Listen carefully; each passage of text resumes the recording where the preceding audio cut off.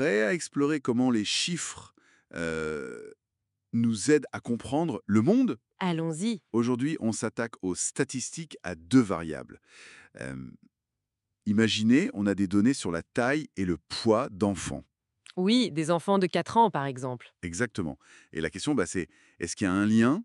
Est-ce qu'on peut prédire l'un avec l'autre? C'est tout l'enjeu, oui. Et on va regarder ça de près avec des extraits d'une étude. Et c'est un sujet important, hein, l'OMS le dit, le surpoids augmente. Oui, les chiffres sont assez alarmants au niveau mondial. Donc, comprendre comment on analyse ces liens poids, taille, c'est crucial. Même si notre exemple porte sur seulement 12 enfants, la méthode est la même. Notre mission, donc, décortiquer la méthode. Allez, c'est parti. C'est parti. Alors, commençons par la base, les données. Mhm. On a ce tableau simple, 12 enfants, 4 ans. Pour chacun, la masse en kilos et la taille en centimètres. Voilà.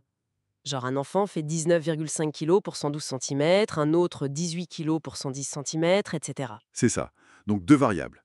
X, la masse, et Y, la taille.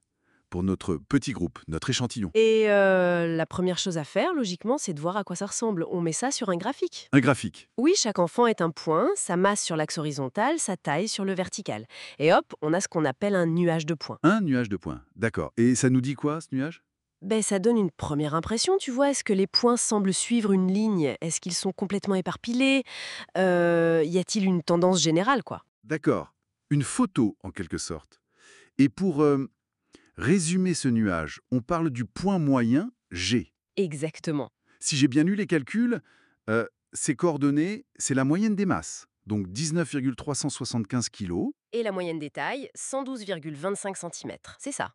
Et il sert à quoi ce point G, concrètement? Bah, c'est un peu le centre de gravité du nuage. Il indique la tendance centrale, le point d'équilibre, si tu veux. Le point d'équilibre. Oui, et toute analyse plus poussée, comme tracer une droite, va s'appuyer sur ce point moyen. Justement, la droite. Parce que là, on a un nuage, c'est un peu flou. Comment on trace une ligne droite qui essaye de résumer tout ça? Les sources parlent d'ajustement affine, Oui, et plus précisément de la méthode des moindres carrés. les moindres carrés. Qu'est-ce que ça veut dire, ça? Alors, l'idée, c'est de trouver la droite qui passe au plus près de tous les points.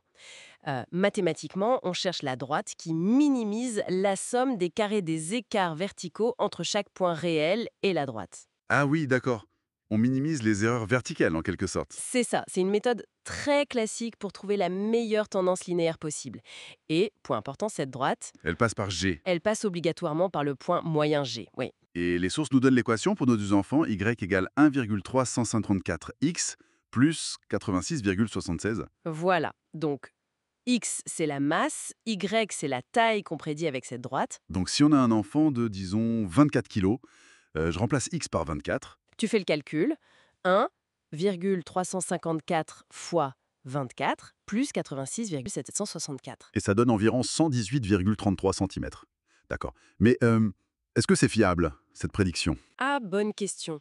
C'est là qu'intervient un autre chiffre clé, le R carré, le coefficient de détermination.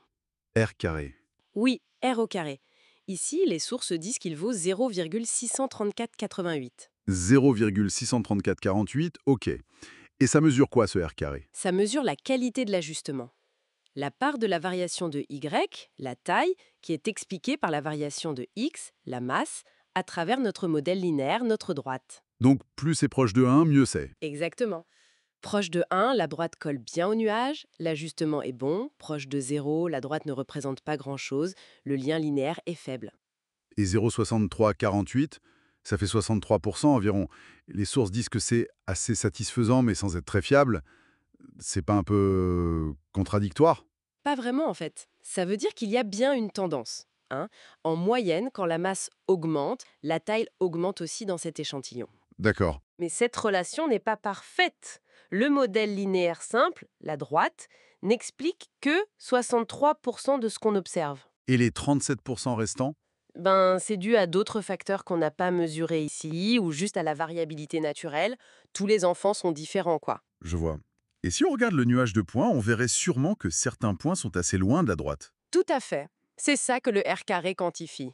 Une tendance existe, mais elle n'est pas hyper forte, pas parfaitement linéaire. Ok, donc pour résumer, On part des données brutes, masse, taille.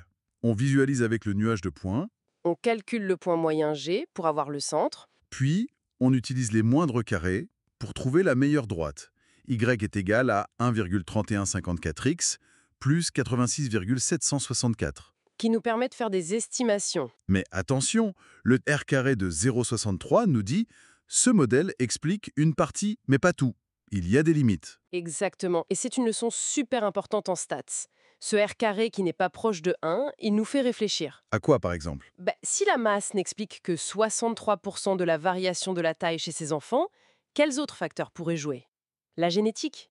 L'alimentation?